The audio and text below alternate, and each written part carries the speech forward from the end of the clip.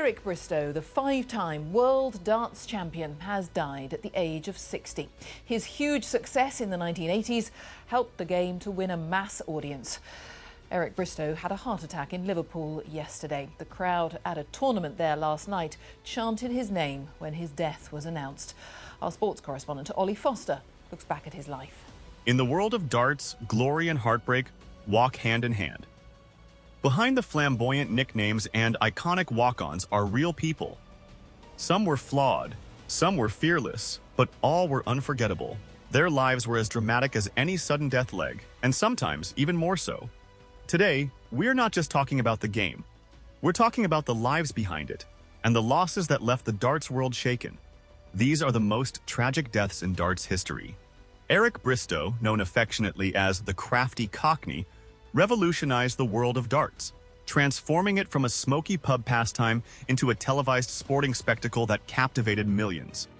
Born on April 25, 1957 in Hackney, East London, Bristow rose from humble beginnings to become one of the most dominant and charismatic figures the sport has ever seen. During the 1980s, Bristow reigned supreme. His unmatched skill and flair earned him 5 world championship titles in 1980, 1981, 1984, 1985, and 1986.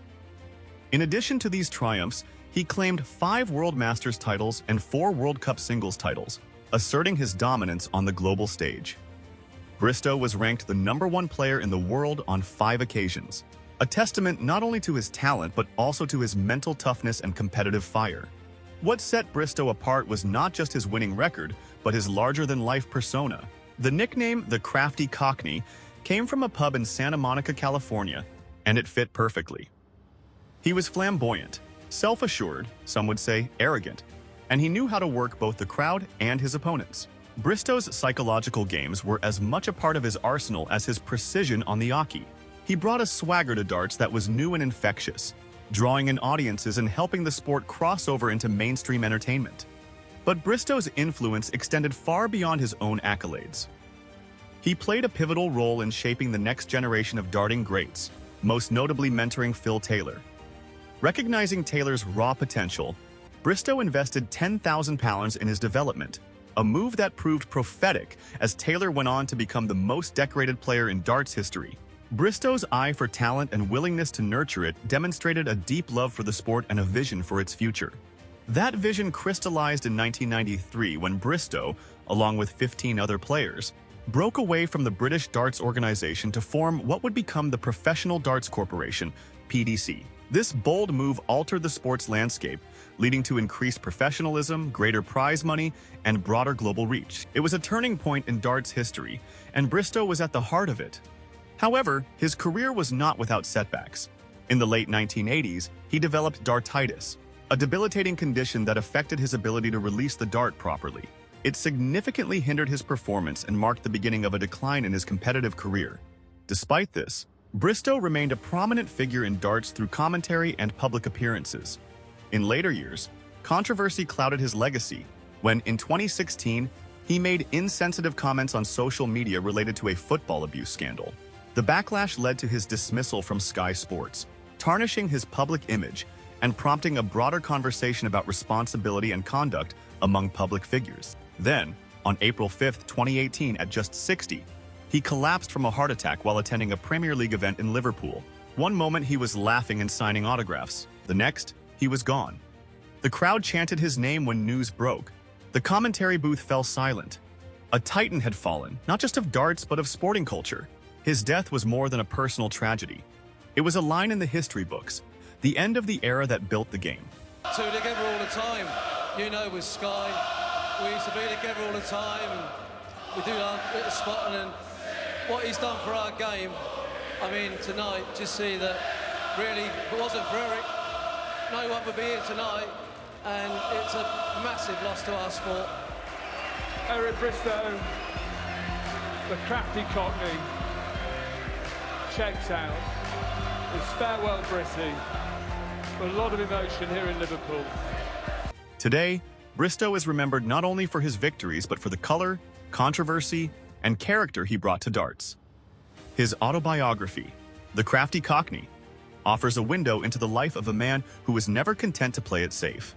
Eric Bristow didn't just play darts, he changed it forever. By the time Jockey Wilson passed away in 2012, he had long vanished from the public eye, leaving behind a legacy of brilliance, defiance, and mystery.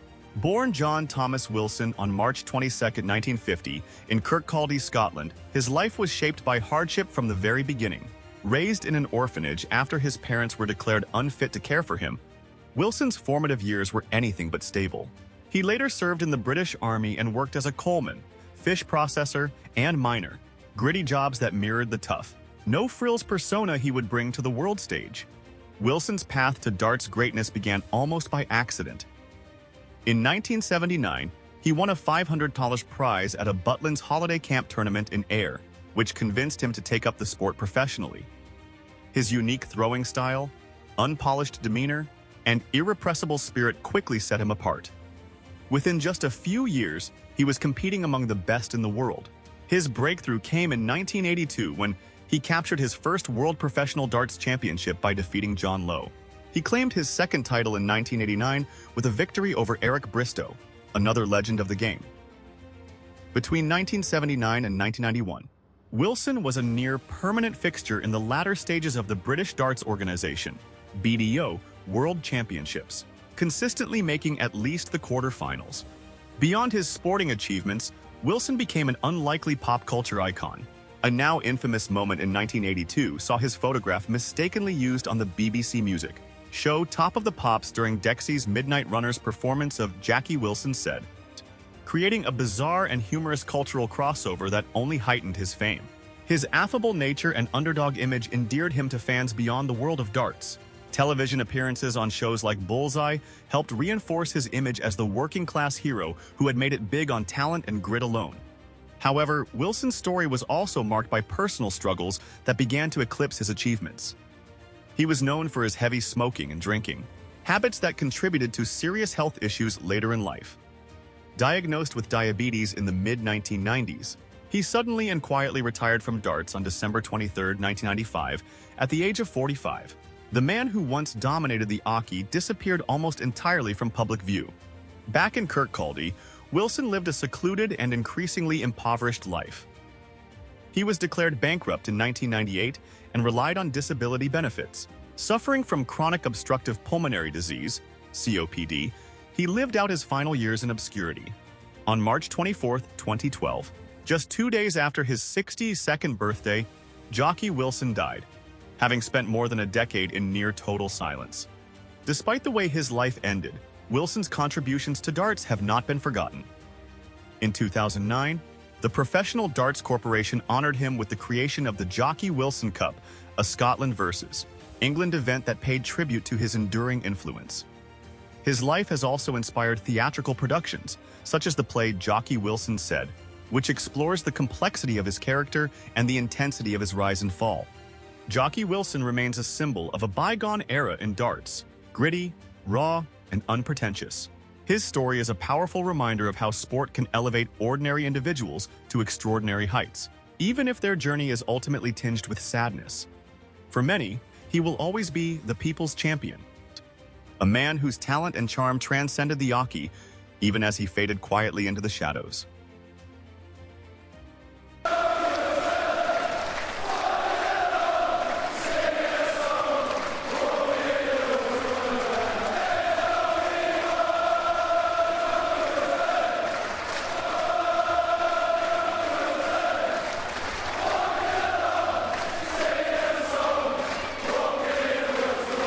Andy Fordham, the gentle giant who fought to the end.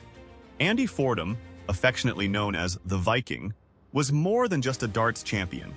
He was a beloved figure whose warmth, humility, and perseverance earned him a place in the hearts of fans across the globe.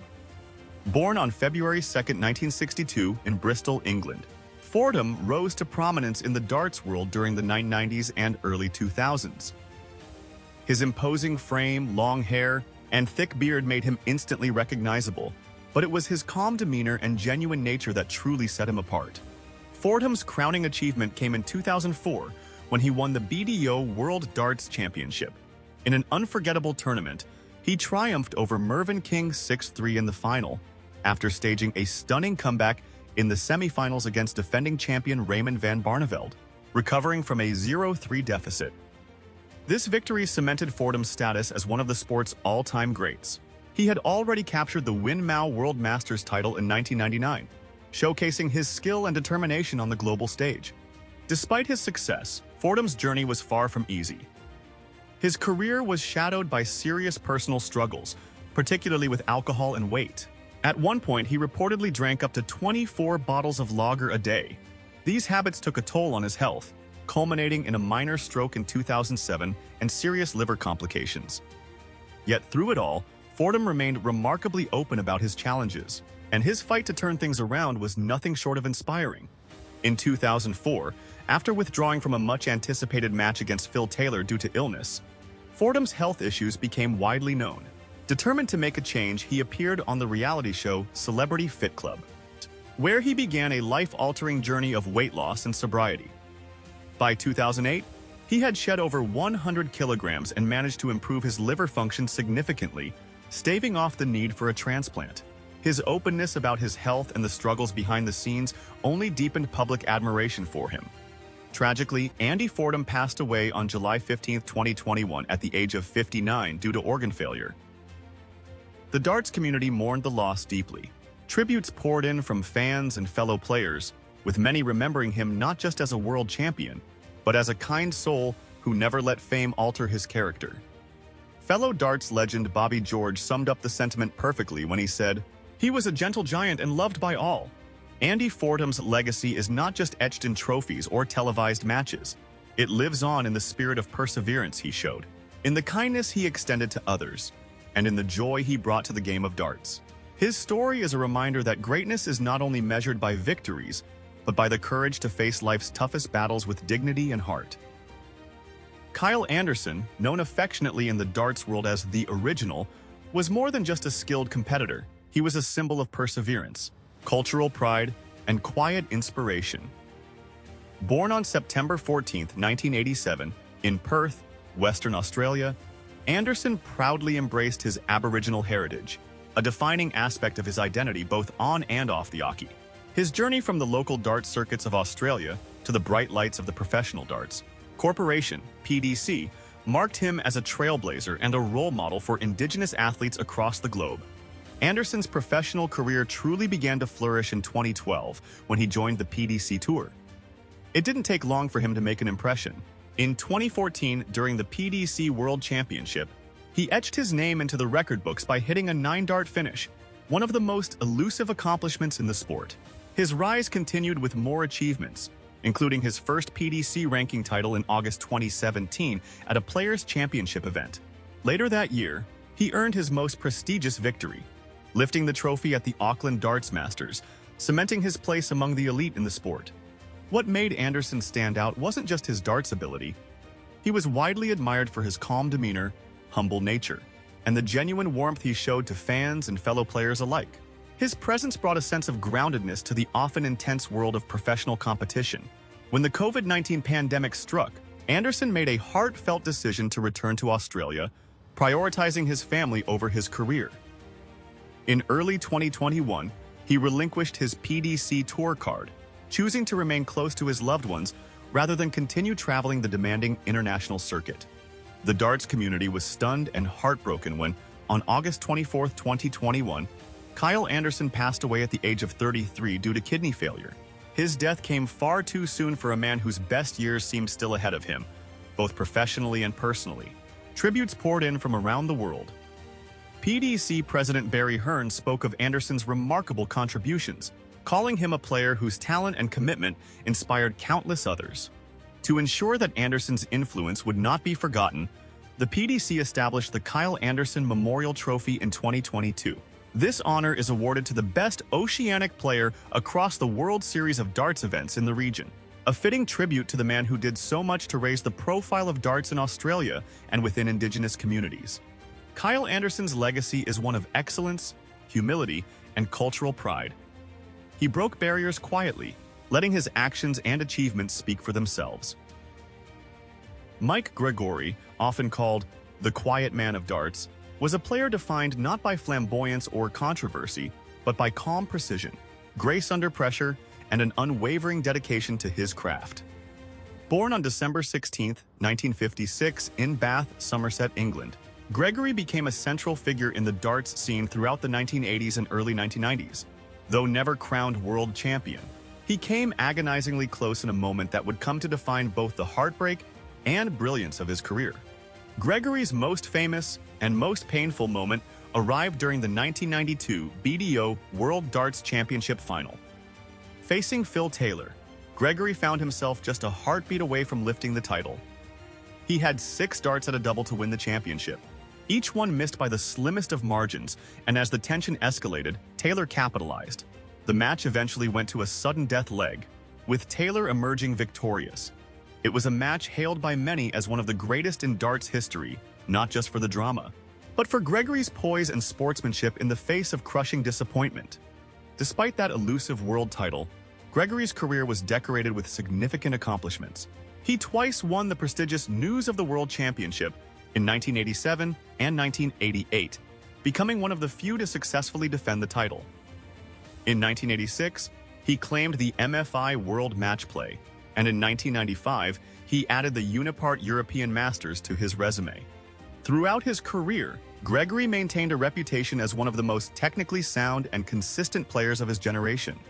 His journey through darts also intersected with one of the sport's most pivotal eras.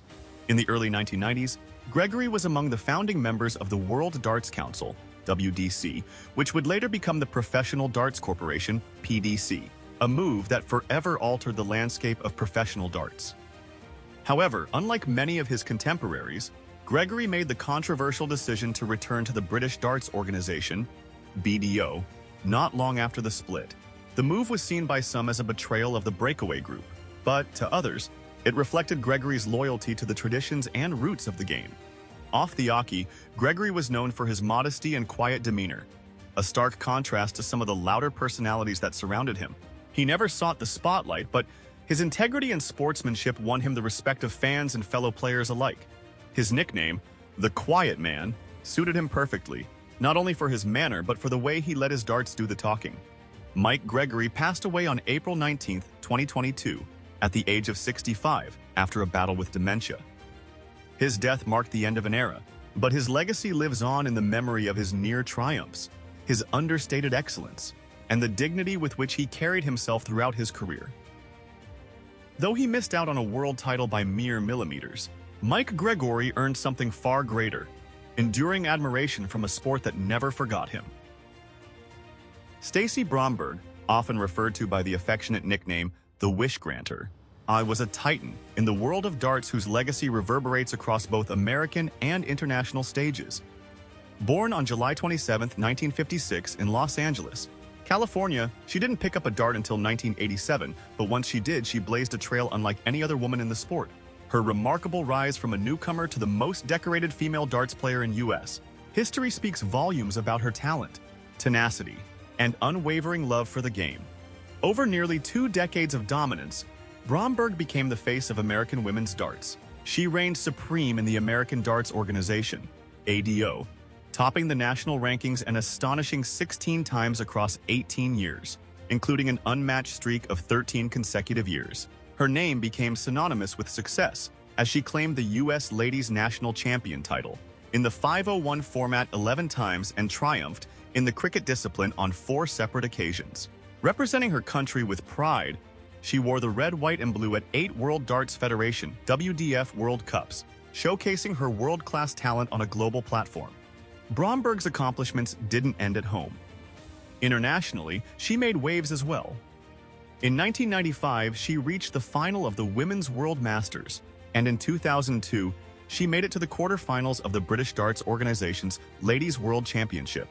But her crowning moment came in 2010, when she won the first and only Professional Darts Corporation (PDC) Women's World Championship. In a thrilling final at the Empress Ballroom in Blackpool, she edged out England's Trisha Wright 6-5, securing her place in history and affirming her stature as a world-class competitor. Off the stage, Bromberg was as committed to making a difference as she was to winning. Her work with the Make-A-Wish Foundation earned her the nickname, the Wish Granter, a reflection of her deep compassion and generous spirit. Her tireless charitable efforts endeared her to fans and peers alike, further cementing her legacy as not only a champion in sport, but a champion of humanity. On February 12, 2017, Stacy Bromberg passed away at the age of 60 following a courageous battle with cancer. Her death marked the loss of a true pioneer, but her influence remains. She shattered barriers, dominated a continent, and brought a heart full of kindness to a game often defined by competition. Stacy Bromberg's story is not only one of victories and accolades, but of resilience, grace, and the power of giving back. She was, and always will be, the queen who ruled a continent. Leighton Rees's journey from a small Welsh village to becoming the first professional world darts champion is a story woven with quiet determination, natural talent, and the rise of televised sport. Born on January 17, 1940, in Innisibwel, a coal mining community nestled in South Wales, Rees came from humble working-class roots. After leaving school at the age of 15, he worked for over 20 years in a local factory producing car parts. It was during his lunch breaks that he began to develop the dart-throwing skills that would one day earn him global acclaim. Rees's path into the national spotlight began in earnest in the early 1970s, a period when darts was transitioning from pub corners into the living rooms of the British public, thanks in large part to television. His appearances on the Indoor League, a show created by commentator Sid Waddell, showcased not just his exceptional precision, but also his charm and approachability. Rees's down-to-earth demeanor made him relatable, while his mastery of the game won him devoted fans. Victories on the show cemented his reputation as a rising star in a sport still searching for household names. His crowning moment came in 1978 when he won the inaugural British Darts Organization (BDO) World Championship. In a dramatic final, Rees defeated John Lowe 11-7. A victory that did more than secure a title, it heralded the start of darts as a legitimate televised sport with mainstream appeal. That win made Rees the first world darts champion in history, and his steady hand and calm demeanor helped define what it meant to be a professional in a game that was evolving rapidly. Although Rees never repeated that world title win, he remained a regular presence on the darts circuit throughout the 1980s. As younger talents emerged and the sport became increasingly competitive, Rees transitioned from a top contender to a respected elder statesman. He continued to compete until 1991, often in exhibition matches and televised events that capitalized on his enduring popularity. Along the way, he also shared his insights into the game in his book Leighton Rees on Darts, offering advice and anecdotes that gave fans a deeper glimpse into the sport and his philosophy. Even after stepping away from the professional scene, Rees retained a strong presence in the hearts of darts fans. His hometown of Innisibwel honored him with a street bearing his name, a small but lasting tribute to a man who helped put both his village and his sport on the map. When he passed away on June 8, 2003, the darts community mourned the loss of not just a champion, but a pioneer whose early achievements paved the way for the superstars who followed. Leighton Rees's story is not merely about being first. It is about the kind of quiet leadership that inspires others to follow. In many ways, he lit the fire that allowed darts to grow into a global phenomenon, and his legacy remains firmly etched in the game's history. These legends remind us that behind every perfect checkout is a life of imperfection. Behind the cheers, the pain, behind every win, a weight carried in silence. They were mothers and fathers, mentors, heroes, and humans. So next time the crowd chants, next time a player hits the bullseye, remember, they're not just throwing darts. They're throwing everything they've got.